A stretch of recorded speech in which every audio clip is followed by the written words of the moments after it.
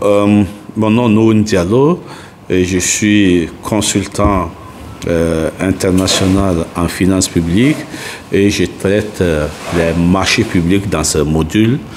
Et comme il faut le savoir, il est bien de savoir que les marchés publics, c'est la phase exécution de la dépense publique.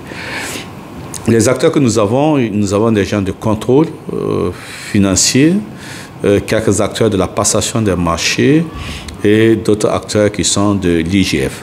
Les autres acteurs, donc, c'est eux qui s'occupent tout simplement de la passation. Ils sont souvent parapublics, établissements publics de l'État et ministères. Donc, dans le module actuel, on a le ministère de l'Agriculture et des acteurs de la présidence, des acteurs des établissements publics comme l'ANIES. Donc, on a une douzaine de personnes qui participent à ce cours. En ce qui concerne les modules que nous développons, c'est sur le Code national, la procédure nationale de passation des marchés, et nous couvrons l'ensemble des trois phases. Ça veut dire que la phase de passation, où nous parlons de la planification des marchés publics, des stratégies de passation et du plan de passation. La deuxième phase, c'est l'exécution des marchés publics.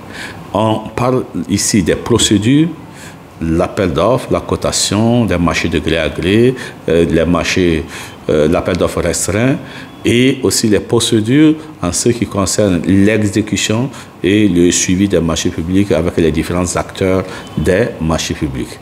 Il ne faut pas oublier à ce niveau aussi, avant qu'on parle de tout cela, nous dessinons le cadre institutionnel des marchés publics qui fait appel non seulement à l'autorité contractante, avec toute son équipe qui est autour de la personne responsable des marchés publics. Il y a maintenant les autres acteurs qui est la Direction générale du contrôle des marchés publics, son rôle sur chaque phase de la passation des marchés, et nous terminons par la régulation des marchés publics en mettant un accent assez particulier sur le comité de règlement des différends et des sanctions. Mais il faut se dire la particularité de cette phase, comme nous avons des acteurs du contrôle, nous allons parler un peu plus de l'audit des marchés publics, le contrôle des marchés publics et le suivi et évaluation des marchés publics. Donc, on va aborder un certain nombre de thèmes sur la manière de faire le contrôle des marchés publics, donc le rôle central que vous avez au niveau de la Direction générale de contrôle des marchés publics. L'autre élément que nous allons regarder, c'est le suivi des marchés publics. Il y a un certain nombre d'indicateurs que nous avons, ce qu'on appelle les indicateurs de performance. Nous allons aborder pendant cette phase de la formation.